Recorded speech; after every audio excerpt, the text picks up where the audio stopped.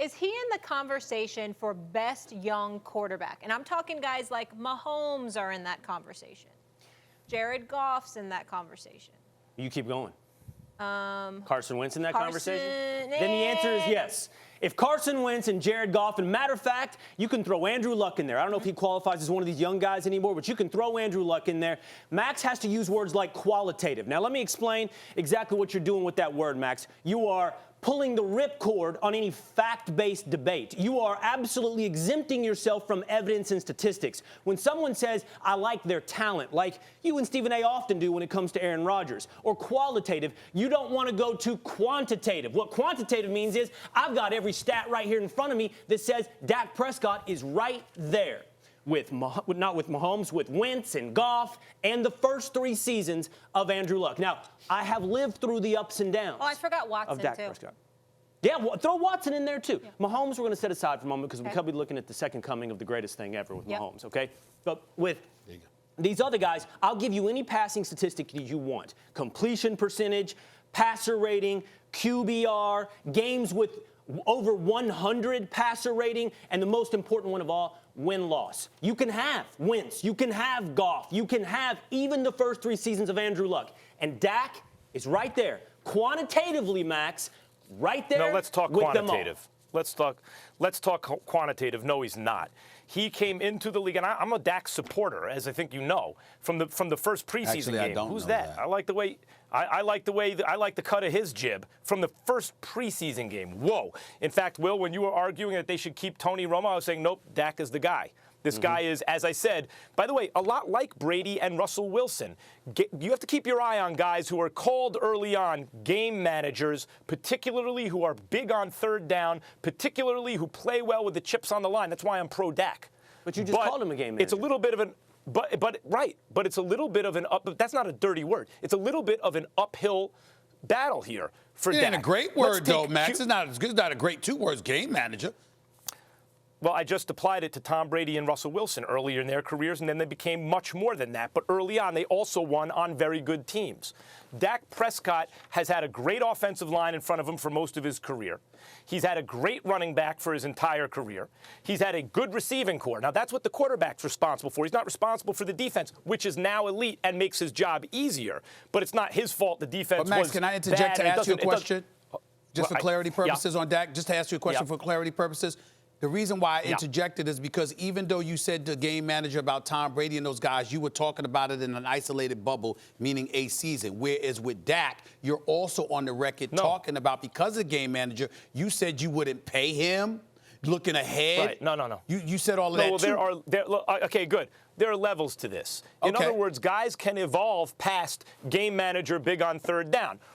Tom Brady certainly did. He got a little too much credit early, and then he actually became even better than what it looked like he'd be early. Same thing with Russell Wilson. Kind of, well, he's a good enough quarterback on a great team. It's not really him. But then it was like the self-fulfilling prophecy. He became that. Maybe Dak can do that too. Maybe he can become that. But what he is right now is of all qualifying quarterbacks, it's 31 out of the 32 qualify to be on the QBR list. He's 22, 53.8. That's, low average if you're 22. Mahomes is number 2. Goff is number 10 at 68.1. Wentz is number 12 at 65. Deshaun Watson, 60.2. Wait a minute. I hear you. Okay, so that's your quantitative evidence. But you're only using. Right, why are you only using this season? I gave you 3 years worth of data on Goff, Wentz, Dak, Watson, Luck. I gave you 3 years of their career. Why are you only using this season? By the way, we also know this season has been a tale of 2 stories with Dak. Those stats don't look like that after you add Amari Cooper. Go over the last 5 games. Is he 22nd in QBR?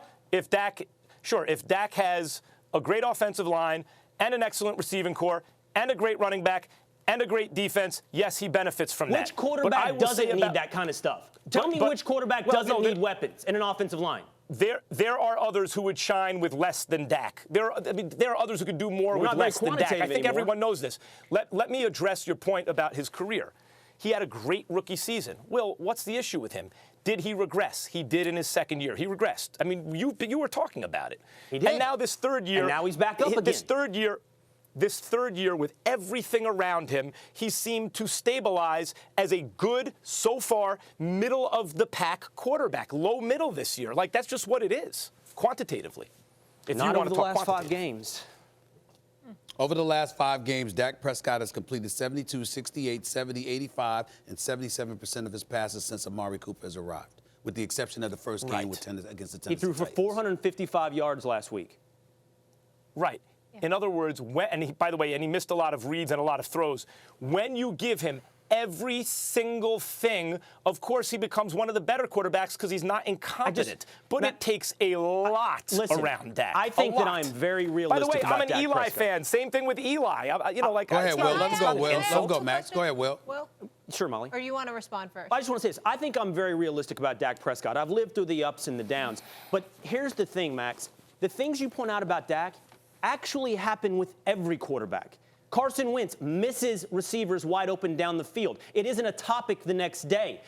Jared Goff misses receivers, throws 4 picks, takes a ton of sacks. And we're not talking about reevaluating Jared Goff's career. But with Dak, every miss, including me, we live it with our emotions up and down. You want to with trade Dak, for it's something Goff? else. I'll give you Goff You're for doing Dak. You want to make the something else. trade? You're not doing with other quarterbacks, including, by the way, this thing about having help. I don't know who has, honestly, I don't know who has more help right now than Pat Mahomes. Who has better weapons than Pat Mahomes? Does Jared Goff have a great offensive line? Wait, hold up. Molly, Let me say something here.